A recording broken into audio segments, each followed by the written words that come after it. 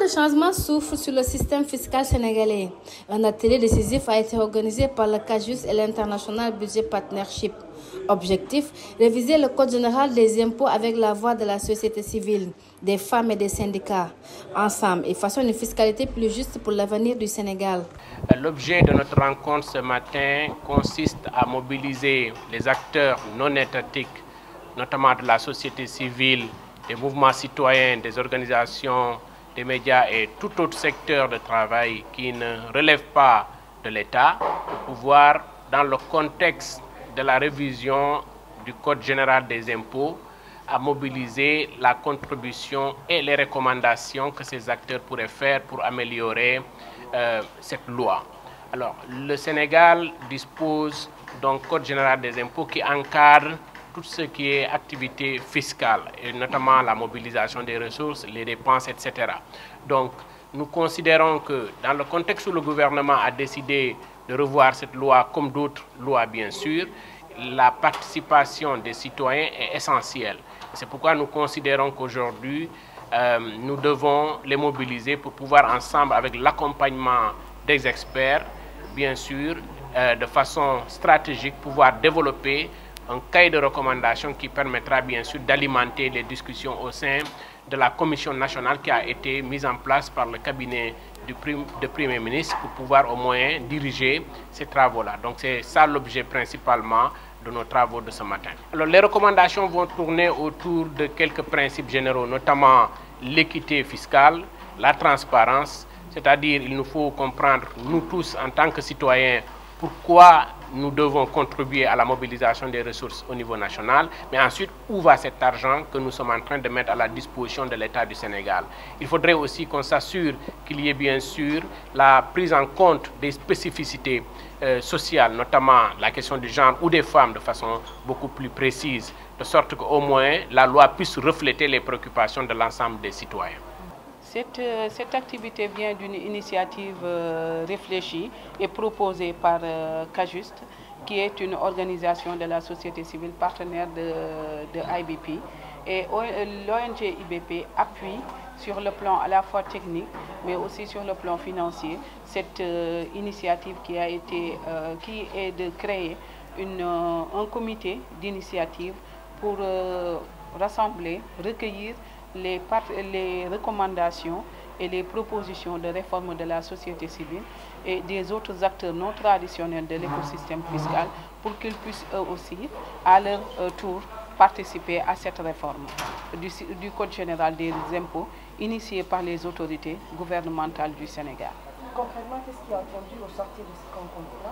Au sortir de cette rencontre, il est attendu d'abord la mise en place de ce comité, mais en même temps aussi de créer les cadres et les conditions qui puissent permettre à CAJUST, mais en même temps aussi au cabinet qui est partenaire de cette activité, notamment le cabinet l'ex-Caviar, qu'ils puissent avoir les prochaines, qu'ils puissent établir d'abord les prochaines étapes, mais en même temps aussi qu'ils puissent avoir des partenaires qui feront l'objet de consultations pour pouvoir recueillir les propositions de recommandations dont j'ai fait état tout à l'heure. Voilà, merci beaucoup. Donc, je pense que je l'ai décliné à travers mon intervention de tout à l'heure. L'intervention d'un cabinet d'expertise fiscale, pour parler de l'ex-Caviar, qui est un cabinet de laboratoire fiscal qui regroupe 6 experts fiscaux de très haut niveau, membres de l'Ordre national des experts du Sénégal, qui, après avoir capitalisé une trentaine d'années d'expérience au niveau individuel et dans le cadre de nos cabinets personnels, donc, se sont associés pour constituer une entité fiscale forte qui peut servir de laboratoire de recherche, mais également de cadre de réflexion technique pour appuyer des réformes de ce genre. Il est important de préciser que nous sommes aujourd'hui dans un processus de réforme du Code général des impôts. Et la réforme est à différencier des modifications qui peuvent s'articuler autour des lois de finances initiales ou rectificatives. Et quand on engage une réforme, il est nécessaire, pour ne pas dire obligatoire, en fait, disons, d'être dans une dynamique inclusive.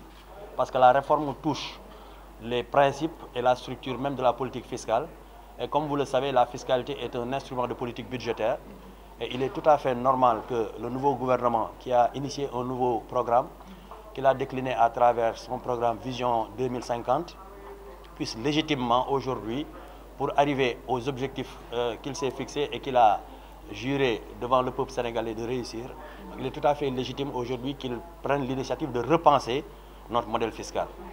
Mais ce modèle fiscal-là ne peut pas se décréter et ne peut pas se faire également en vase clos. C'est pourquoi il est nécessaire d'associer tous les acteurs, parce qu'il faut de tout pour faire un monde, pour essayer de travailler à une approche inclusive, de telle sorte que la fiscalité sera une fiscalité partagée par tous, en respectant les principes de justice et d'équité fiscale tels que proclamés par notre Constitution. L'enjeu de notre mission, créer un pont entre les autorités réformatrices et la société civile, les syndicats, les universitaires, les jeunes, les femmes, les acteurs du secteur informel, les médias, les think tanks et toutes celles et ceux qui, chaque jour, vivent les conséquences concrètes de la fiscalité actuelle. Madame, Monsieur, le cabinet Lex Caviar s'est engagé dans ce projet avec une conviction forte et une expertise assumée et avérée. Premier laboratoire d'intelligence fiscale du Sénégal et de la sous-région, membre de l'ONES, l'Ordre national des experts du Sénégal, réunissant 6 experts fiscaux de haut niveau, cumulant chacun plus de 25 ans d'expérience dans l'analyse, la structuration, l'évaluation et la réforme des politiques fiscales. Les 6 experts sont tous présents ici. Il y a M. Dr Mohamed Dieye, qui est le président de la section fiscale de l'ONES. Il y a M. Sidi Sarr, qui est expert fiscal agréé. Il y a le président Salou Dieye, qui est le président, n'est-ce pas, de l'ONES, l'Ordre national des experts du Sénégal.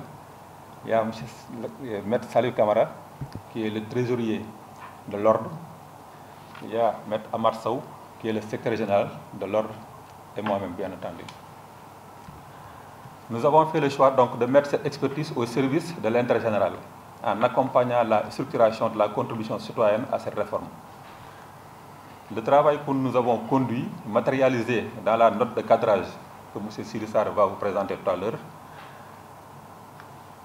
part d'un diagnostic rigoureux du système fiscal sénégalais fondé sur 5 dimensions fondamentales: la structure, la performance, l'équité, le genre et la transparence. Il en ressort une réalité. Répétez les 5 là.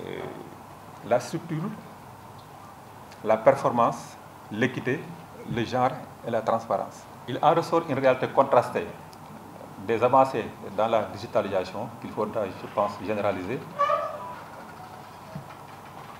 mais une pression fiscale déséquilibrée, une assiette fiscale, une fiscalité peu progressiste et encore très peu sensible aux enjeux de genre et de justice sociale.